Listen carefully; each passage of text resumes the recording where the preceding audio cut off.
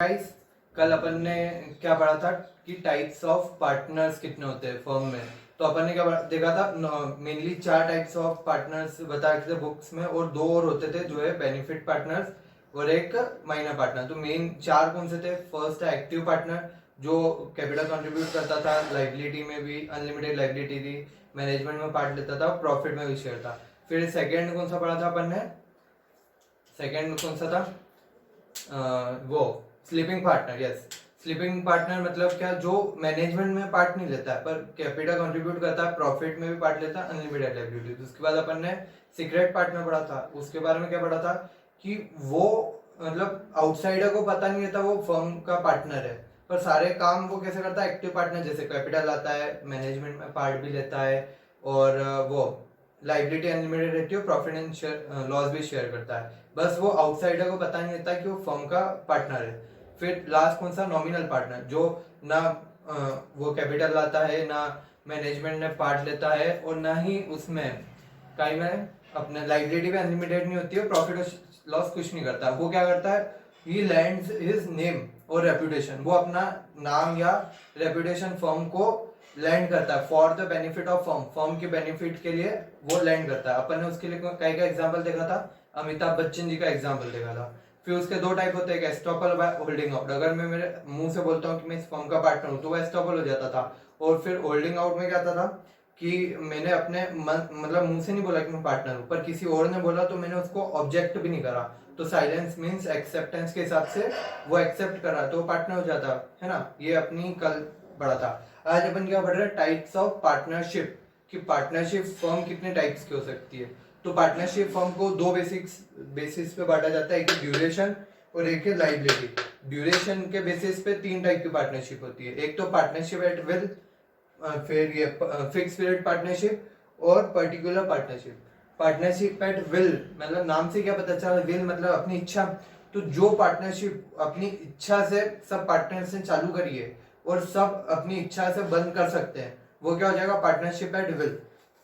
इसका क्या है? Exist at the will of the partners and comes to end whenever partner desires हो। मतलब चालू कब होती है? जब सारे पार्टनर वो होते हैं, इच्छा रहती है कि चालू करनी है तो चालू हो जाती है, और जब सारे चाहते हैं कि बंद हो जाए तो बंद हो जाती है। ये क्या हो गया? पार्टनरशिप और विल। मतलब इसका कोई फिक्स पीरियड नहीं कि इतने टाइम तक चलेगी, जब तक इच्छा है काम करो, जब नहीं हो तो बंद करके घर जाओ, है ना। फिर सेकंड कौन सी है? Fix period partnership. Fix period partnership क्या होती है कि जो स्पेसिफाइड टाइम पीरियड के लिए जब चालू करी थी तब उन्होंने डिसाइड कर लिया था कि 5 साल के लिए पार्टनरशिप चालू कर रहे हैं, 5 साल खत्म हुए अपन पार्टनरशिप भी खत्म कर देंगे, वो क्या हो गया? Fix period partnership. Form for a specified time, मतलब स्पेसिफाइड टाइम के लिए चालू हुई है। फिर थर्ड टाइप की कौन सी है? Particular partnership. पर्टिकुलर पार्टनरशिप मतलब वो किसी प्रोजेक्ट को करने के लिए 2 जने मिले थे। मतलब एक कंस्ट्रक्शन का वो आया था, टेंडर आया था, तो 2 जनों ने मिलके वो भरा, क्योंकि एक अकेला इतना इन्वेस्टमेंट नहीं कर पाता। 2 जनों ने मिला, बोले क्या ये काम जब तक ब्रिज का काम चल रहा है अपन साथ में पार्टनरशिप में है, जब ब्रिज का काम खत्म हुआ तो अपन अलग अलग हो जाएंगे। तो ये क्या हो गई? Particular partnership. मतलब form for a specified project, किसी प्रोजेक्ट या कुछ भी काम करने के लिए बनी थी, वो काम हो गया तो सब अलग अलग हो जाएंगे, है ना। ये टाइप ऑफ ड्यूरेशन के बेसिस पे 3 हो गई। अब अगली टाइप पे लाइबिलिटी के बेसिस पे 2 टाइप की लाइबिलिटी वो है।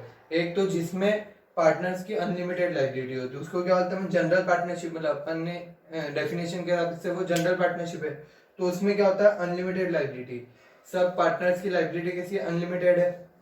पार्टिसिपेट इन मैनेजमेंट, मतलब सारे पार्टनर्स मैनेजमेंट में पार्ट भी लेते हैं।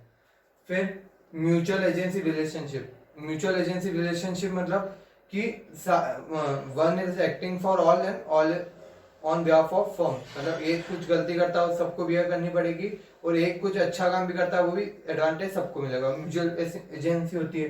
फिर रजिस्ट्रेशन इज ऑप्शनल, मतलब रजिस्ट्रेशन इनका ऑप्शनल रहता है, अगर ये चाहे तो रजिस्ट्रेशन कराए, अगर नहीं चाहे तो नहीं भी कराए, दोनों चलता है। फिर लिमिटेड लाइबिलिटी पार्टनरशिप, ये एक नई टाइप की पार्टनरशिप है जो पहले इंडिया में पहले नहीं चलती थी। वो इंडियन पार्टनरशिप एक्ट 1932 में अपन ने पढ़ा था ना, कि जो डेफिनेशन है उसमें उस टाइम एलएलपी का कोई कंसेप्ट नहीं था। एलएलपी का कंसेप्ट कहाँ? यूएसए से आया इंडिया में। तो एक एलएलपी के लिए अलग से एक्ट है, एलएलपी एक्ट 2002। तो 2002 में एक नई टाइप की पार्टनरशिप इंट्रोड्यूस हुई थी, तो इसके लिए एक नया एक्ट ही बना है, लिमिटेड लाइबिलिटी पार्टनरशिप। इसमें क्या होता है कि जो एक पार्टनर रहता है ना उसकी लाइबिलिटी अनलिमिटेड रहती है और जो बचे हुए पार्टनर है उनकी लाइबिलिटी लिमिटेड रहती है। तो जो अनलिमिटेड जो लिमिटेड लाइबिलिटी पार्टनर्स है जिनकी लिमिटेड लाइबिलिटी उनको स्पेशल पार्टनर्स भी बोलते हैं कि उनको स्पेशल प्रिविलेज मिला उसमें। जैसे अपन ने उसमें देखा था ना अपने एचयूएफ में कि कर्ता की अनलिमिटेड है और बचे हुए की लिमिटेड है, इसमें भी यही है।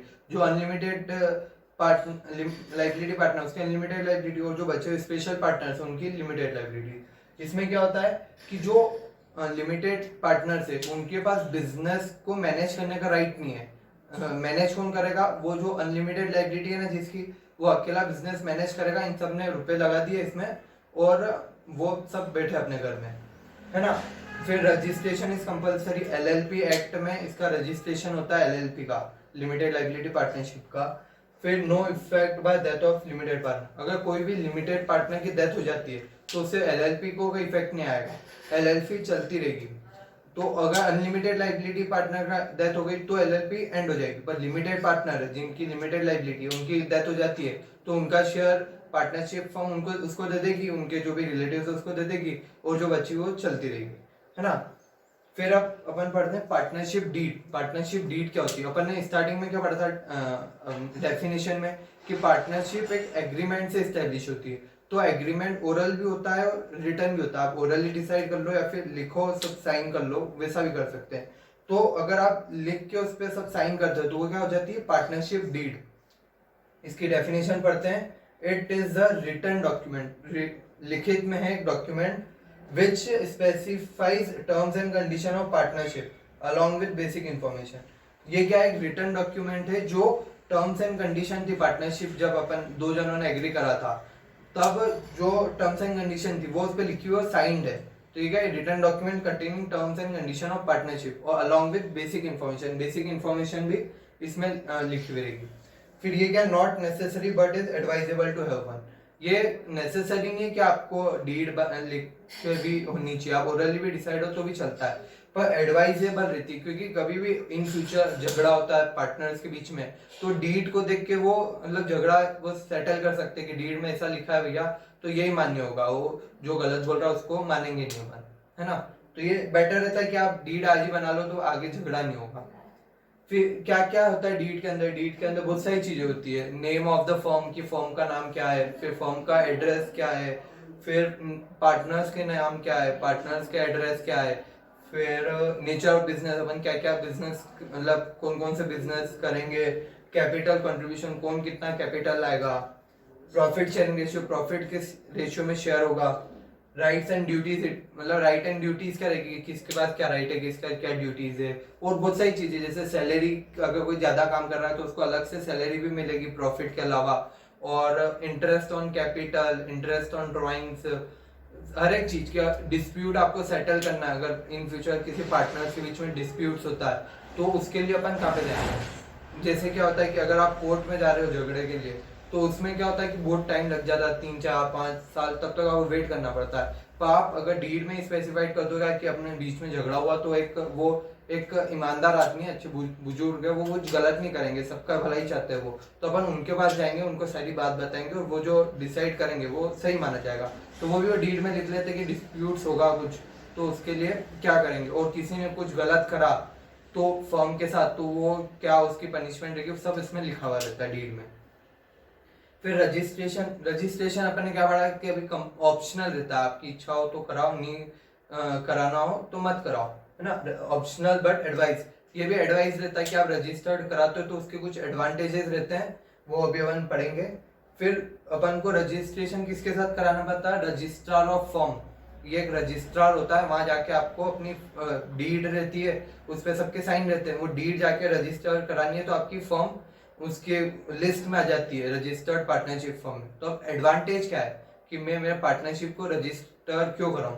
तो ये पार्टनरशिप डीड में लिख रखा है कि अगर जो अनरजिस्टर्ड फर्म है, मतलब जिसने रजिस्ट्रेशन नहीं करा है, तो उसको ये कॉन्सिक्वेंसेस फेस करने पड़ेंगे, मतलब उनको ये डिफिकल्टीज आएगी। वो क्या है कि अगर कोई अनरजिस्टर्ड फर्म है can not file a suit against third party, कि कोई अनरजिस्टर्ड फर्म किसी थर्ड पार्टी के अगेंस्ट सूट फाइल नहीं कर सकती है। मतलब कोर्ट में जाके कि मेरे को एक थर्ड पार्टी है उससे 1 लाख रुपए लेने हैं तो वो दे ही नहीं रहा है, तो अब मैं अनरजिस्टर्ड फर्म हूँ तो मैं कोर्ट में नहीं जा सकता हूँ कि यार सर वो मेरे रुपए नहीं दे रहा, उसके सूट फाइल करना है, तो मैं वैसे नहीं जा सकता हूँ। तो ये डिसएडवांटेज हो गया मेरे लिए। फिर क्या है, firm can not file a suit against any partner. Firm किसी पार्टनर के ऊपर भी सूट फाइल नहीं कर सकती। मान लो किसी पार्टनर ने कुछ गलत करा, उसकी इंटेंशन अच्छा नहीं था, कुछ मिसलीडिंग करी, कुछ भी करा फर्म के साथ, तो फर्म उस पार्टनर के ऊपर केस फाइल नहीं कर सकती है। तो और थर्ड क्या है, partner can not file a suit against the firm.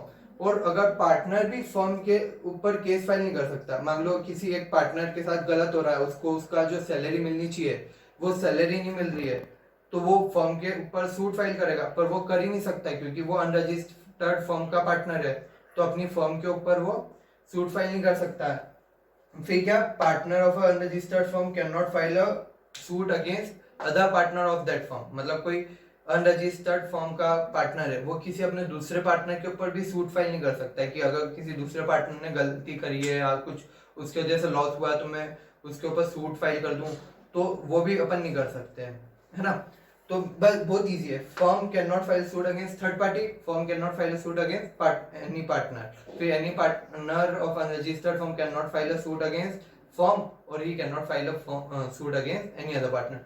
ये इंपॉर्टेंट है, मेनली एग्जाम में भी आ जाता है, इसके अंदर चांसेस ज्यादा रहते हैं इस चीज के, तो ये इजीली याद हो जाएगा, इसमें कुछ नहीं। और मेन क्वेश्चन क्या आता है अब कि बच्चों का कि sir third party unregistered firm के ऊपर वो केस फाइल कर सकती है, तो हाँ इसका आंसर है हाँ।